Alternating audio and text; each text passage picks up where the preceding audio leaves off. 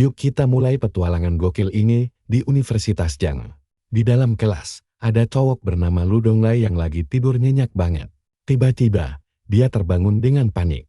Lah, dia sadar dirinya belum mati dan bingung apa yang sebenarnya terjadi. Sementara itu, dosennya ngedumil kenapa keluarga Lu punya anak sebodoh dia. Murid-murid lain juga ikut mencibir dan bilang kalau dia cuma jadi aib keluarga. Dari sini, si karakter utama akhirnya sadar kalau jiwanya sudah bereinkarnasi. Di kehidupan sebelumnya, dia adalah Hitanji, kultivator agung yang sangat kuat. Setelah berkultivasi selama 1000 tahun, dia berhasil menjadi nomor 1 di dunia. Tapi sialnya, di detik-detik terakhir dia malah dikhianati oleh rekan wanitanya sendiri. Pengkhianat itu ternyata adalah Raja Iblis yang pernah dia selamatkan. Dia memanfaatkan keinginan Hitanji untuk punya keluarga demi menipunya dengan mudah. Di sisa napasnya, dia bersumpah akan menyeret semua pengkhianat bersamanya. Sang master pun menggunakan pengorbanan pamungkas untuk melenyapkan musuh-musuhnya. Sekarang, dia bakal memakai tubuh baru ini untuk membalaskan dendam masa lalunya. Si pahlawan menyadari kalau Lu Donglai muda sebenarnya tidak sebodoh yang mereka bicarakan.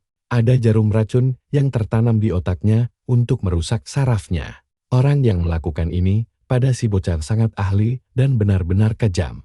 Jarum itu sudah menyiksa si bocah dan harus segera dikeluarkan sekarang juga. Dengan kekuatan barunya, dia berjanji akan membalas dendam pada orang yang telah berbuat kejam padanya. Dosennya mulai kesal dan menyuruh si pemuda segera duduk. Namun, dia merasa sangat konyol jika seorang guru tega mengatai muridnya bodoh. Melihat perubahan sikap drastis dari muridnya ini, sang dosen langsung dibuat shock berat. Kemudian, si karakter utama mengabaikan pria itu, lalu pergi meninggalkan kelas begitu saja. Pada saat itulah, dia memutuskan untuk hidup dengan penuh harga diri menggunakan identitas barunya. Tak lama kemudian, dia keluar dari gedung dan pergi ke atap universitas. Dia menyadari kalau di dunia ini, orang-orang bisa hidup enak tanpa perlu berkultivasi. Tiba-tiba, dia langsung duduk di lantai karena merasakan betapa minimnya energi spiritual di sekitar. Nah, perhatikan baik-baik. Energi di dunia ini sangat tipis sampai butuh 10.000 tahun untuk berlatih, tapi hal paling mendesak sekarang adalah mencabut jarum racun di kepalanya. Dengan tekad bulat, dia langsung pergi ke asrama putra universitas. Setibanya di sana, dia masuk ke kamar dan melihat kondisinya benar-benar sepi. Untuk mencabut jarum itu, dia sama sekali tidak boleh diganggu siapapun. Untungnya, dia punya waktu 1 jam sebelum kelas berakhir untuk melakukan proses ini. Karena operasinya sangat intens, pilihan terbaik adalah duduk bersila di lantai. Bagi seorang master sektis seperti dirinya, hal begini tentu bukan masalah besar. Tanpa menggunakan alat bantu apapun, pemuda ini langsung memusatkan energinya. Seketika, aura biru yang sangat pekat mulai menyelimuti tubuhnya untuk mendorong jarum itu keluar. Dia sadar kalau jarum ini sehalus sutra dan dibuat oleh seorang ahli. Melihat kekejaman ini, dia bersumpah akan melenyapkan siapapun pelakunya. Jarum ini sudah tertanam bertahun-tahun, jadi proses mencabutnya akan menguras banyak sekali energi. Dengan fokus penuh, dia mengerahkan seluruh tenaganya dan berhasil mengeluarkan benda sialan itu. Jarum itu terlontar begitu kuat hingga membuat dinding asrama retak. Namun, akibatnya, tubuh sang pemuda kini benar-benar terkuras habis tanpa sisa. Karena hal itu, dia langsung kehilangan kesadaran dan pingsan di lantai kamar. Tak lama kemudian, pemandangan berganti dan dia sudah berada di tempat yang asing. Saat membuka mata, dia tersadar kalau dirinya sudah berbaring di ranjang rumah sakit. Dia tidak menyangka kalau mencabut jarum itu bakal membuat tubuhnya selemah ini. Di saat yang sama, dia melihat seorang gadis sedang tertidur pulas di sampingnya. Perlahan, gadis itu terbangun sambil mengucek matanya yang masih mengantuk. Begitu melihat kakaknya sudah sadar, wajahnya langsung berbinar gembira dan dia tersenyum sangat lebar. Tanpa pikir panjang, dia berlari di koridor rumah sakit sambil berteriak memanggil dokter. Dokter pun menjelaskan kalau kondisi pasien baik-baik saja, hanya kelelahan mental. Gadis itu tetap memastikan keadaannya, dan dokter akhirnya mengizinkan dia pulang. Si gadis merasa sangat lega, dan dia bisa merasakan tatapan penuh kasih sayang darinya. Padahal di kehidupan lalu, dia adalah master yang cuma fokus berkultivasi. Dia ingat kalau gadis ini adalah adik angkatnya, Yi Qiqing, yang selalu melindunginya. Orang tua kandungnya membuangnya setelah dia divonis memiliki penyakit mental. Si karakter utama merasa ini kebetulan luar biasa karena marga gadis itu adalah Y. Dia pun berjanji tidak akan pernah membiarkan adiknya menderita lagi. Tiba-tiba, gadis itu memeluknya erat sambil menangis karena sangat cemas. Si pemuda memintanya berhenti menangis dan menenangkannya kalau semuanya sudah baik-baik saja sekarang. Seketika, sang adik merasa kalau kakaknya tampak sedikit berbeda hari ini. Dia melihat mata kakaknya kini jauh lebih cerah dan penuh kehidupan. Gadis itu pun bertanya, apakah dia tidak lagi bodoh seperti dulu? Sambil tersenyum, dia mengiyakan dan bilang kalau dia sudah pintar sekarang. Nah, kalian pasti tahu apa berikutnya. Dia bersumpah tidak akan melepaskan orang-orang jahat yang sudah menyakiti mereka. Hari baru pun dimulai dan efisiensi Lu Donglai sedang berada di puncaknya. Pagi harinya, dia kembali ke kampus dengan rencana baru. Di kantin, dia langsung melahap tumpukan makanan sampai membuat semua orang syok. Dia makan dengan sangat lahap demi memulihkan energi yang sempat terkuras. Dia berpikir karena jarum racunnya sudah hilang, maka sekaranglah saatnya untuk membalas dendam. Namun, tubuhnya masih terlalu lemah, sampai dia hampir pingsan lagi di meja makan. Dia harus cepat memulihkan diri, karena belum tahu siapa musuh sebenarnya. Siang harinya, dia memutuskan pergi ke perpustakaan untuk belajar. Dengan cepat dia mulai membuka beberapa buku tebal sekaligus secara bersamaan. Mahasiswa lain yang melihat tingkah anehnya itu langsung menertawakan dan mengejek kehadirannya di sana. Mereka mengira dia cuma cari perhatian. Padahal dia sedang mencari tanaman herbal untuk meracik formula obat versi dunia ini. Dia harus menemukan tanaman dengan khasiat serupa untuk memodifikasi resepnya. Malam harinya, dia kembali ke asrama.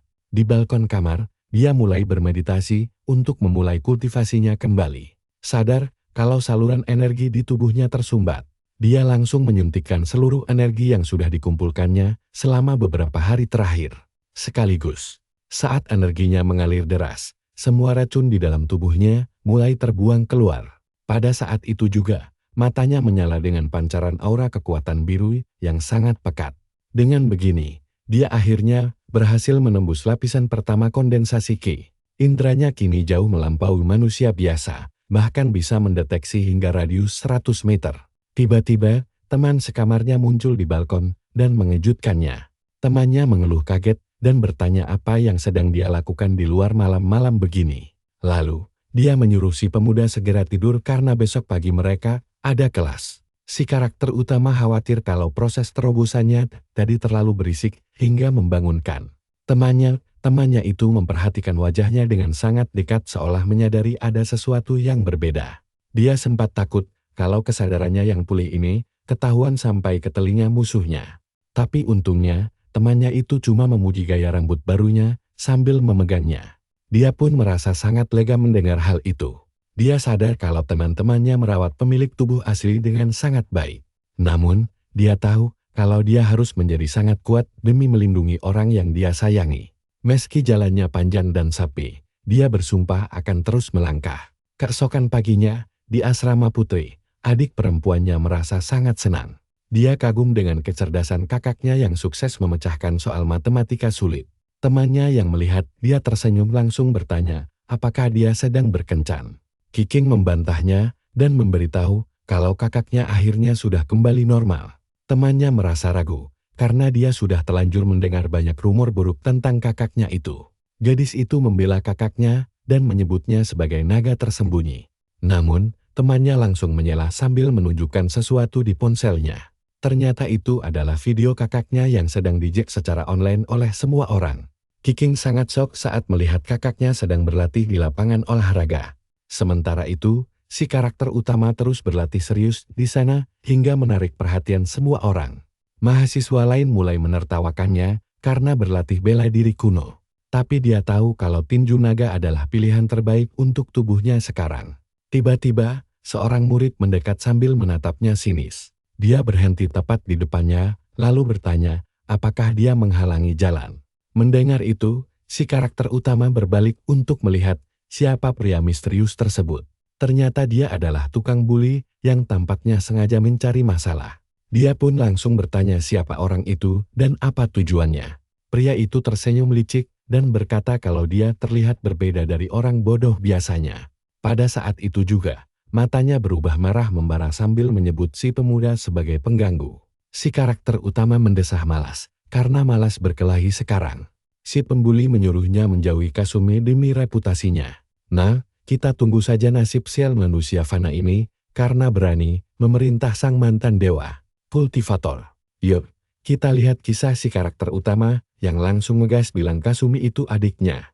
Jadi urusannya bukan urusan si perundung yang langsung emosi jiwa ini. Si pemuda bilang si perundung gak pantas buat adiknya karena dia cuma mau adiknya bahagia. Begitu dibilang gak pantas, si perundung langsung ngamuk dan hilang kesabaran. Karakter utama kita mikir si perundung bahkan gak layak jadi pelayan kelas bawah. Tiba-tiba, si perundung langsung melayangkan pukulan licik. Sang pahlawan cuma bisa geleng-geleng kepala melihat lawan yang gak punya harga diri. Dia ingat di kehidupan lampau, kaisar saja sangat menghormatinya. Tapi sekarang, dia menahan pukulan itu cuma pakai satu tangan tanpa kesulitan sama sekali. Si penyerang shock berat, gak paham apa yang baru saja terjadi. Dalam sekejap, karakter utama meremas kepalan tangan pria itu dengan sangat kuat lalu melancarkan jurus tinju naga pertama. Kena hantaman itu, si perundung langsung ambruk sambil menjerit kesakitan. Murid-murid lain kaget dan heran melihatnya. Sang pahlawan cuma membatin heran kenapa manusia biasa berani menantang kultivator tangguh seperti dia. Dia tahu perjalanan kultivasinya masih sangat panjang dan butuh waktu lama. Tapi biar baru tingkat pertama, kekuatannya sudah lebih dari cukup untuk membantai manusia biasa. Si perundung sok kuat dan masih sempat mengejek karakter utama kita. Detik itu juga, pahlawan kita memberi tatapan dingin yang membekukan jiwa. Si lawan panik, sadar bocah ini bukan murid biasa. Ketakutan setengah mati, si perundung memohon untuk pergi. Tapi karakter utama curiga ada motif lain di balik keributan ini. Dia pun bertanya siapa dalang di balik semua jebakan ini. Si penyerang mengaku dijebak murid baru bernama Hiroki Manami. Dia bahkan minta ikut untuk balas dendam pada orang itu. Tiba-tiba, adik perempuan si bocah berlari mendekat dengan wajah sangat cemas. Dia memeriksa seluruh tubuh kakaknya untuk memastikan tidak ada luka. Si pemuda langsung menenangkannya dan bilang kalau adiknya tidak perlu bangun sepagi ini hanya untuk khawatir. Nah, coba kalian perhatikan baik-baik tatapan matanya yang mendadak berubah jadi sangat serius dan penuh tekad. Dia langsung membentak si perundung agar menjauh dan memperingatkan jangan berani macam-macam dengan kakaknya kalau tidak mau tamat. Si perundung langsung mengangguk ketakutan dan buru-buru pergi dari sana. Gak lama setelah itu, adiknya memperkenalkan sahabat baiknya yang bernama Runa Furia. Si bocah sadar gadis itu punya fisik khusus bernama Pian dan ditakdirkan berumur pendek. Tapi dia memilih tidak ikut campur dulu karena fokusnya saat ini adalah mencari Hiroki untuk menyelidiki kasus jarum misterius. Dia pun bertanya di mana letak gedung administrasi yang membuat adiknya kebingungan. Karakter utama berdalih cuma mau jalan-jalan sambil bersumpah akan menyeret orang yang menjebaknya. Sementara itu, sang adik menyadari kakaknya sudah banyak berubah. Tanpa membuang waktu, si bocah langsung menuju bagian administrasi, di mana murid-murid sedang heboh menggosipkan si perundung yang kalah telak. Lalu muncullah dalang di balik semua ini, yaitu Hiroki Manami.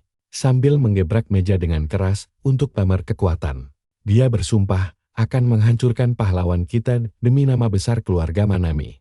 Manami merasa ini adalah kesempatan emas untuk menaikkan reputasinya di kampus.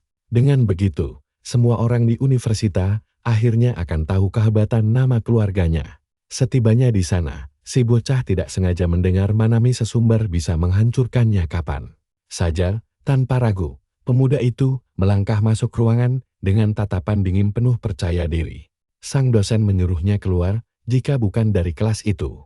Tapi pahlawan kita mengabaikannya dan bertanya dingin di mana Hiroki Manami berada.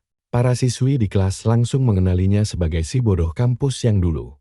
Manami menyeringai senang karena umpannya berhasil dan mangsanya akhirnya datang juga. Dia dikawal dua anak buah berbadan kekar yang langsung mengepung pahlawan kita sambil menantangnya untuk maju duluan. Sang pahlawan merasa serangan manusia biasa ini terlalu lambat untuknya. Hanya dengan satu gerakan kilat, dia langsung mendaratkan tinju telap ke wajah salah satu anak buah itu hingga terpental dan jatuh. Pingsan tak berdaya. Dengan tangan mengepal erat, dia meminta untuk terakhir kalinya agar Hiroki Manami dihadapkan kepadanya tanpa banyak alasan. Murid-murid lain yang menyaksikan kekuatannya dibuat melongo tak percaya melihat perubahan sikapnya yang drastis. Mereka tahu Manami berasal dari keluarga penguasa yang kejam. Manami sendiri mengakui kalau dia sempat meremehkannya. Dan sekarang dia bersiap bertarung memakai seluruh kekuatannya. Dia merobek bajunya pamer otot sambil mengeluarkan aura merah yang membara. Murid lain mengira pahlawan kita bakal tamat setelah memancing kemarahan Manami. Saat itulah sang dosen melerai dan menanyakan apa yang mereka lakukan. Manami menyuruh dosen itu tenang, karena urusan ini akan selesai dengan cepat. Pahlawan kita lalu menawarkan agar mereka menyelesaikan pertarungan ini di luar kelas saja, agar tidak mengganggu. Tapi Manami menolak dan bilang kalau di sini pun jadi. Pahlawan kita berjanji akan mengampuninya jika dia mau mengaku siapa dalang sebenarnya. Manami tertawa gelik karena baru kali ini ada yang berani menantangnya sekasar itu. Tanpa banyak bicara, si penjahat langsung menerjang maju membawa pukulan maut. Pahlawan kita menyadari kalau serangan kasar itu cuma mengandalkan otot tanpa ada teknik bela diri sama sekali. Jadi, dia menahan serangan itu dengan kepalan tangannya sendiri. Manami terkejut setengah mati karena pukulannya terhenti tanpa membuat lawannya bergeser sedikit. Pun, tangannya terasa seperti terjepit erat dalam catok besi yang super kokoh. Melihat ada celah di pertahanan lawan, pahlawan kita bersiap membalas secepat kilat. Dia mendaratkan tendangan super keras tepat di perut musuhnya hingga Manami terpental jauh dan menabrak seisi ruangan sampai hancur berantakan. Kalian pasti tahu kan betapa kagetnya murid-murid melihat Manami babak belur begitu? Sang dosen langsung mengancam akan melaporkannya. Tapi dia juga sadar kalau keluarga Manami gak bakal tinggal diam menerima penghinaan ini. Semua orang paham, bahkan para dosen pun sangat segan dengan keluarga besar Manami. Sambil terkapar lemas di lantai, Manami masih belum bisa mencerna bagaimana dia bisa dikalahkan oleh murid buangan. Lalu pahlawan kita bertanya, apakah keluarganya yang menyuruhnya melakukan semua ini? Ketakutan, si penjahat merangkak mundur sambil bertanya panik apa yang akan dia lakukan.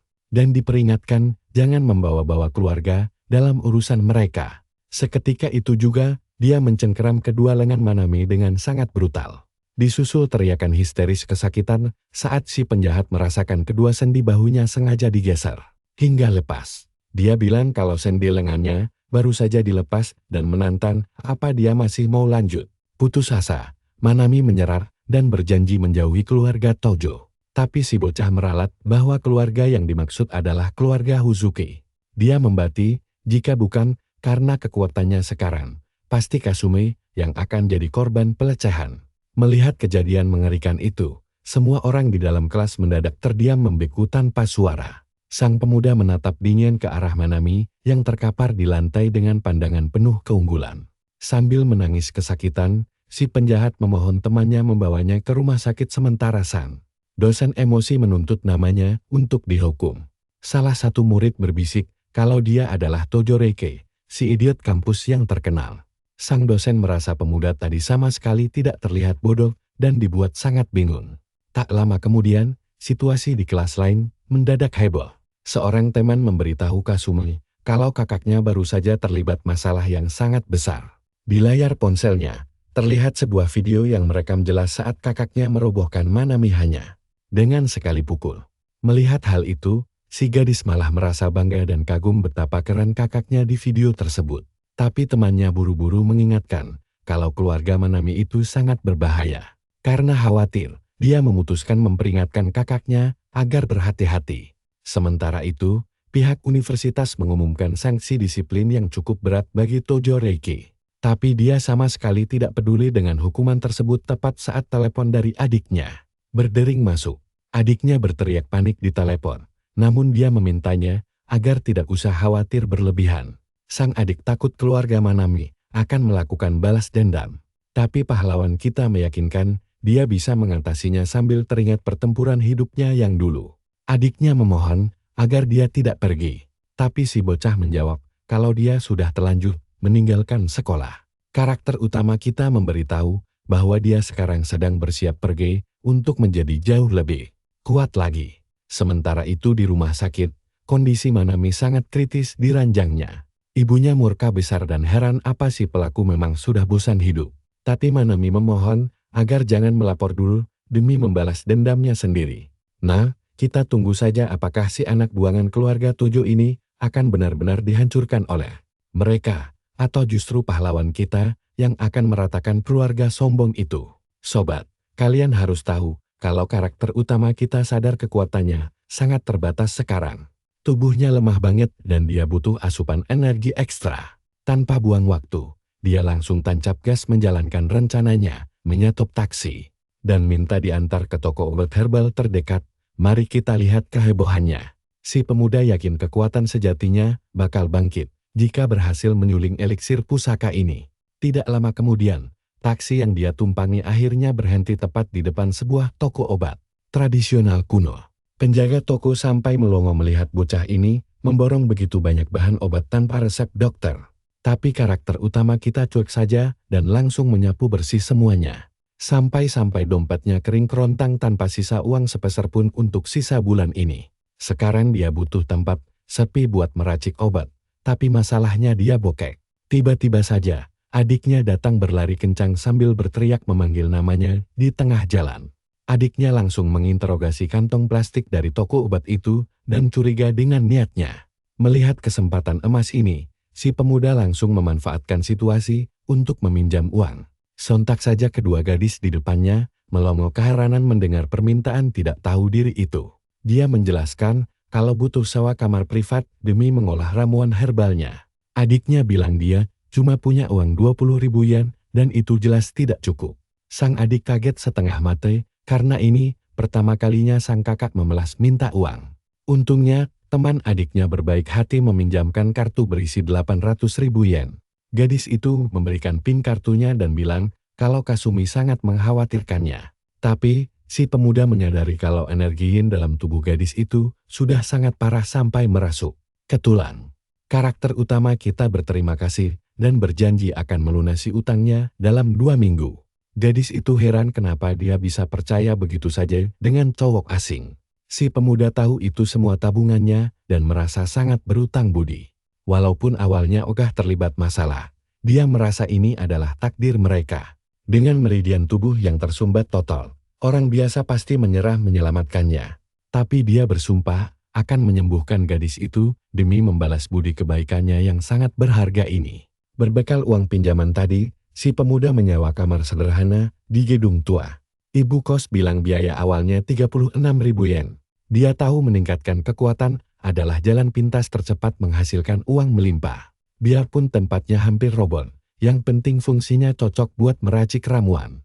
Jadi, si pemuda mulai merebus semua bahan herbal di panci besar. Untuk penyulingan ini, dia wajib mengendalikan 3 faktor vital dengan sangat presisi. Kualitas herbal, tingkat kepanasan api, dan pengaktifan khasiat obatnya.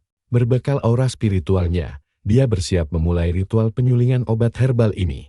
Ingat, setiap tanaman membutuhkan perlakuan berbeda agar khasiat magisnya bisa keluar dengan sempurna. Karena energi spiritual bumi sangat tipis, dia tidak berharap banyak pada khasiatnya.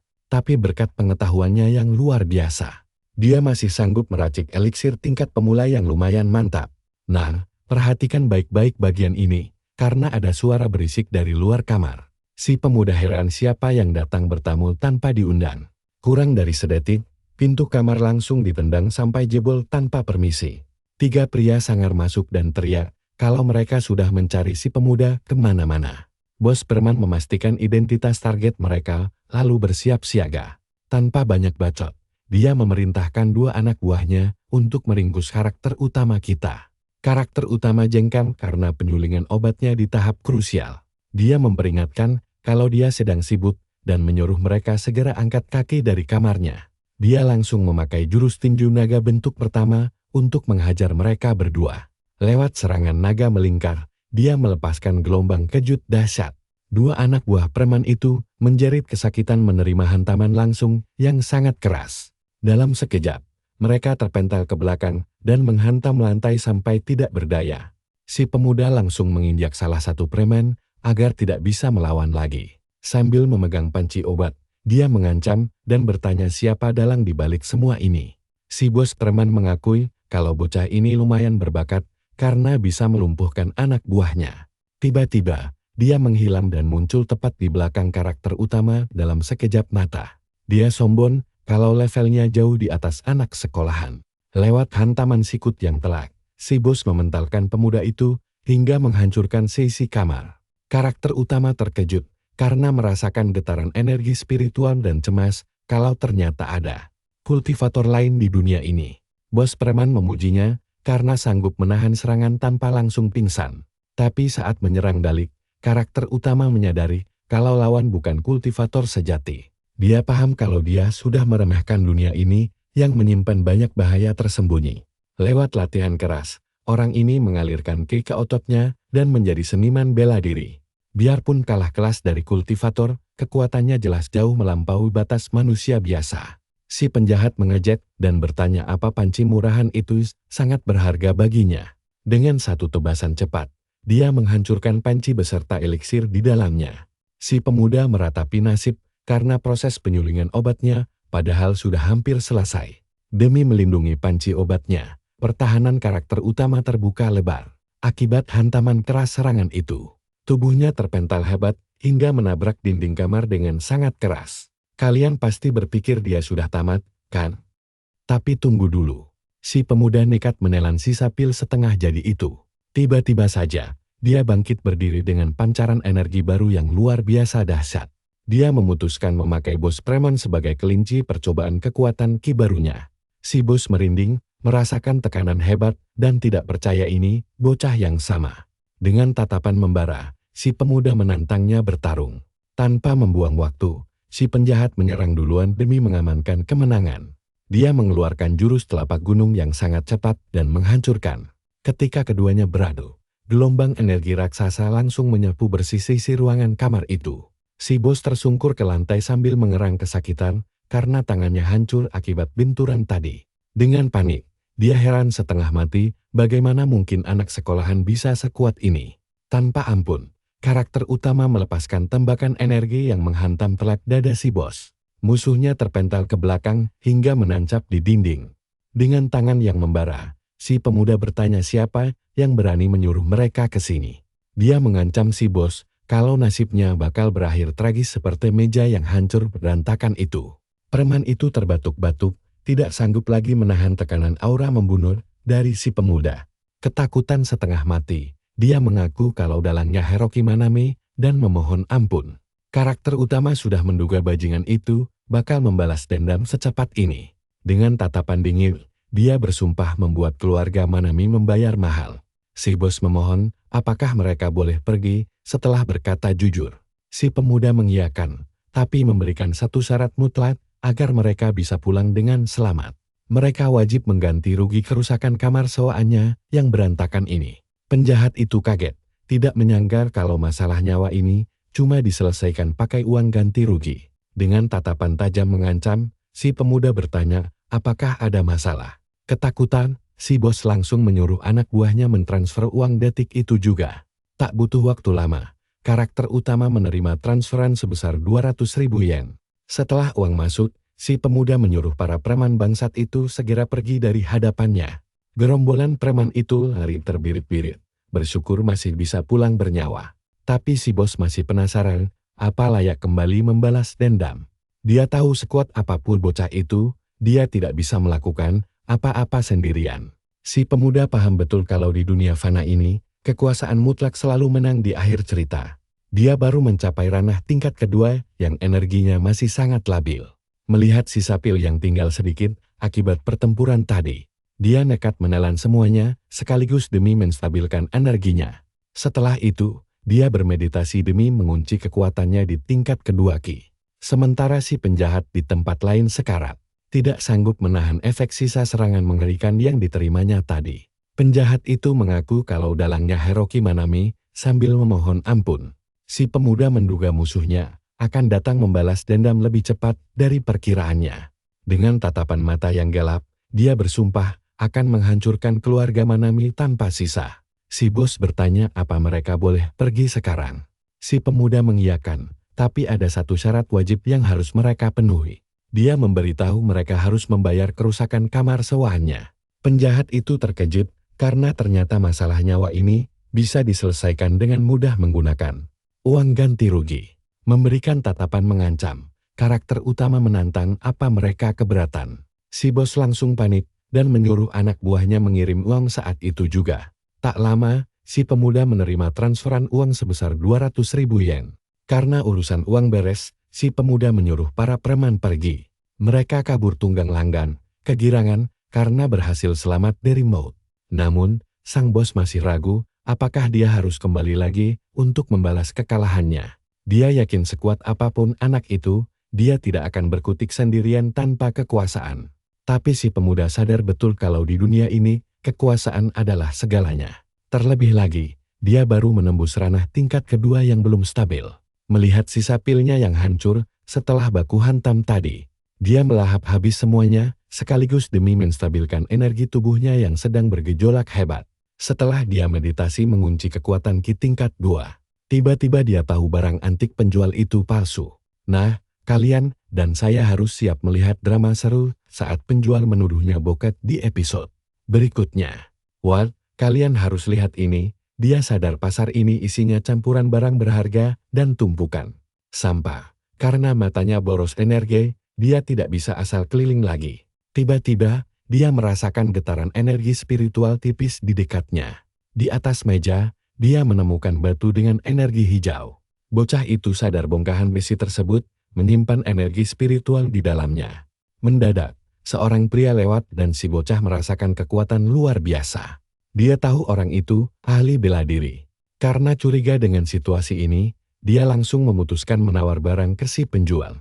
Dia pun mendekat dan menanyakan harga 3 barang berbeda. Si penjual mengira bocah ini gampang ditipu dan mau mencari untung besar. Makanya, dia langsung pasang harga selangit jauh di atas normal. Si bocah pun memutuskan untuk pura-pura tertarik pada sebuah kipas demi kelancaran negosiasinya. Dia mendapatkan besi itu secara gratis cuma dengan membeli kipas sesuai harga yang diminta. Si penjual mengira bocah ini bodos, lalu merayakan keuntungan besarnya. Tapi sang jagoan kita malah tersenyum licin sambil membuka kipas barunya. Dia tahu barang antik ini bernilai 100 kali lipat dari harga belinya. Tiba-tiba, teriakan minta tolong memecah keheningan dan menarik perhatian semua orang di pasar. Jagoan kita berbalik dan melihat ahli bela diri tadi bersama kakeknya yang tampak kesakitan. Ahli bela diri itu langsung berteriak menyuruh asistennya segera menelepon ambulans sekarang juga. Sang jagoan memperhatikan mereka dan menduga mereka berasal dari keluarga kaya raya. Dia awalnya malas ikut campur dan memilih pulang untuk menempa senjata dewa miliknya. Tapi cucu kakek itu berteriak akan membayar 2 juta kepada siapa saja yang bisa menolongnya. Mendengar imbalan 2 juta, si bocah merasa tidak punya alasan untuk menolak. Sang asisten memperingatkan bahwa ambulans akan datang terlambat dan nyawa si kakek tidak akan tertolong. Dengan panik, pemuda itu bertanya, apakah ada dokter terdekat yang bisa membantu. Kerumunan orang di sekitar justru berbisik kalau risikonya terlalu besar untuk ikut campur. Sambil menangis, pemuda itu memeluk kakeknya dan pasrah kalau ini adalah akhir segalanya. Tiba-tiba, sebuah suara terdengar dari kerumunan, meminta semua orang memberikan jalan. Nah, disinilah situasi mulai menegangkan bagi mereka. Sang jagoan tiba-tiba muncul di depan mereka dan mengejutkan semua orang. Dengan wajah penuh percaya diri, bocah itu berkata bisa menyelamatkan kakek tersebut. Cucu si kakek menatapnya kaget, lalu bertanya, apakah dia seorang dokter? Pemuda itu menjawab dia bukan dokter, tapi tetap bisa menolongnya. Si asisten mulai kesal dan membentak bocah itu agar berhenti bicara omong kosong di hadapan mereka. Namun dengan gerakan super cepat, sang jagoan mencengkeram tangan asisten itu dan menghentikan langkahnya. Dia memperingatkan, jika mereka terus membuang waktu, si kakek tidak akan selamat. Detik berikutnya, dia memutuskan kawat besi dengan tangan kosong untuk pamer kekuatan. Asisten itu langsung syok melihat kekuatannya. Lalu sang jagoan menyuruh mereka mendudukkan si kakek. Dia merasa energi tahap kedua ini lemah, tapi cukup untuk menyelamatkannya. Seketika, aura biru misterius muncul di tangan si bocah untuk memulai pengobatan. Kemudian, dia memusatkan seluruh energi ke telapak tangannya dan bersiap menyerang. Dengan gerakan kilat, dia menghantam dada si kakek sekuat tenaga. Sang kakek langsung memuntahkan cairan hitam pekat, membuat semua orang di sekitar terperanjat. Melihat hal itu, sang cucu berteriak panik dan langsung berlari menolong kakeknya yang tergeletak. Si asisten pun naik pitam dan membentak apa yang sudah dia lakukan pada tuannya. Namun, sang jagoan menghindari pukulan pria itu dengan sangat mudah. Dia bergerak sangat cepat hingga si asisten tidak bisa melihat pergerakannya sama sekali. Pria itu bertanya dengan marah, apakah bocah ini ingin kabur dari kekacauan. Tapi sang jagoan menghentikannya hanya dengan satu jari saja. Dengan tatapan dingin yang menusuk, dia memperingatkan asisten itu untuk segera menghentikan keributan konyol ini sekarang juga. Sang asisten termangu, sama sekali tidak menyangka bocah ini sekuat itu. Tiba-tiba, terdengar sebuah suara berwibawa yang memerintahkan pria itu untuk segera menghentikan pertarungan. Si kakek akhirnya sadar dan cucunya sangat gembira melihatnya baik-baik saja. Dia mengaku merasa jauh lebih baik dan bisa bernapas normal kembali. Sang kakek menyuruh cucunya diam karena bocah itulah yang baru saja menyelamatkan nyawanya. Dia berterima kasih dan berjanji tidak akan melupakan budi ini. Kalian pasti tidak heran kalau orang-orang mulai berbisik si bocah hanya peduli uang. Benar saja, dengan santai dia langsung menanyakan apakah uang 2 juta yang dijanjikan akan dibayar. Melihat sikap jujur sang jagoan, si kakek tertawa lebar dan mengaku sangat menyukai orang jujur. Tanpa ragu, dia langsung memerintahkan asistennya untuk menyerahkan uang itu kepadanya. Asisten itu menyerahkan uangnya sambil meminta maaf karena sempat menyerangnya tadi. Orang-orang di sekitar langsung syok melihat tumpukan uang tunai sebanyak itu. Sang jagoan berpikir mereka pasti sangat kaya karena membawa uang tunai sebanyak ini. Setelah menerima uang, sang jagoan pamit dan mulai melangkah pergi. Namun si kakek memanggilnya kembali dan memintanya menunggu karena ada satu hal lagi. Orang tua itu menjelaskan bahwa dia mengidap penyakit kronis yang sering kambuh. Dia merasa metode pengobatan si bocah sangat berbeda dan bertanya apakah dia bisa menyembuhkannya. Menghadapi pertanyaan itu, sang jagoan hanya terdiam sambil menganalisis situasi tersebut. Dia berpikir bahwa dengan kemampuannya ditambah ramuan khusus, dia pasti bisa menyembuhkannya. Dengan tatapan penuh keyakinan, si bocah mengiyakannya. Sang cucu langsung kaget setengah mati karena bahkan dokter terbaik pun tidak punya obatnya. Si kakek lalu bertanya berapa tarif untuk menyembuhkan penyakitnya. Sang jagoan hanya mengacungkan satu jari, membuat pria itu bingung. Dia menawarkan tambahan umur 20 tahun dengan bayaran 2 juta yen per tahun. Orang-orang menganggap harga itu sangat gila dan tercengang dengan total 40 juta. Namun, si kakek malah tertawa terbahak-bahak, membuat semua orang heran dengan reaksinya. Menurutnya harga itu sangat murah lalu dia menjabat tangan si bocah. Si kakek setuju membayar, tapi meminta nomor rekening untuk transfer. Sang pemuda menolak dan bilang hanya menerima tunai sebelum akhirnya pergi. Dia menyuruh mereka membawa uang itu dalam 2 hari dan berjanji akan menyembuhkannya saat itu juga. Si kakek setuju, lalu menanyakan namanya. Tanpa menoleh ke belakang, si pemuda menjawab namanya Tojo sambil terus melangkah pergi. Sang cucu ragu, apakah mereka bisa mempercayai bocah itu dengan uang 40 juta di tangannya. Si kakek menjawab kekuatannya sangat ajaib dan setara dengan pengawal pribadinya sendiri. Sambil tersenyum, dia berkata sepanjang hidupnya yang penuh badai, dia tidak pernah salah menilai orang. Dia tahu bocah itu luar biasa. Sementara sang jagoan merayakan keuntungan besarnya hari ini karena masalah keuangannya sudah beres. Tiba-tiba, indera tajamnya menangkap suara mencurigakan dari arah belakang. Si bocah langsung menyadari bahwa dirinya sedang diikuti oleh 3 orang asing yang mencurigakan. Di jalanan sepi, dia tahu mereka berjarak 30 meter di belakang dan sudah mengikutinya sejak tadi. Lewat pantulan kaca jendela toko, dia berhasil melihat siluet 3 orang pria yang berjalan beriringan. Dia bertanya-tanya, apakah mereka anak buah Manani atau pengawal kiriman si kakek tadi. Namun, saat mendengar langkah kakinya, dia mengenali mereka sebagai orang yang sama. Salah satu dari mereka memperingatkan untuk berhati-hati. Tapi bosnya merasa sekarang jauh lebih kuat. Dengan begitu, ketiganya mengikuti sang jagoan masuk ke dalam gang gelap untuk melakukan penyergapan. Si pemuda merasa mereka sangat gigih dan memutuskan tidak akan memberi ampun lagi kali ini. Jadi, dia sengaja masuk ke gang sempit untuk memancing ketiganya ke dalam jebakan mautnya. Tiba-tiba si bocah berhenti melangkah, dan 3 pria itu langsung keluar untuk mengepungnya. Bos kelompok itu melotot kesal dan bertanya, apakah dia kaget melihat mereka lagi. Dengan tenang, si bocah mengiyakannya, lalu meletakkan tas bawaannya ke tanah. Seketika matanya menyala terang saat dia berkata para pecundang ini datang hanya untuk mati.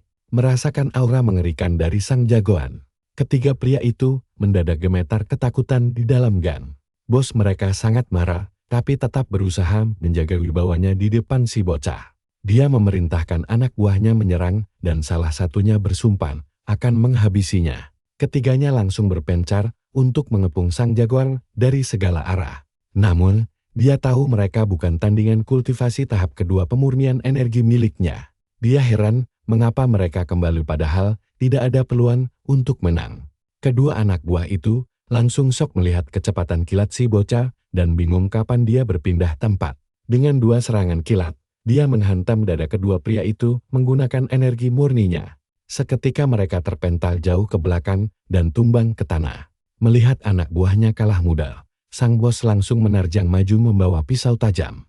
Sang jagoan berkata pertarungan selesai di sini, lalu bersiap melancarkan serangan akhir.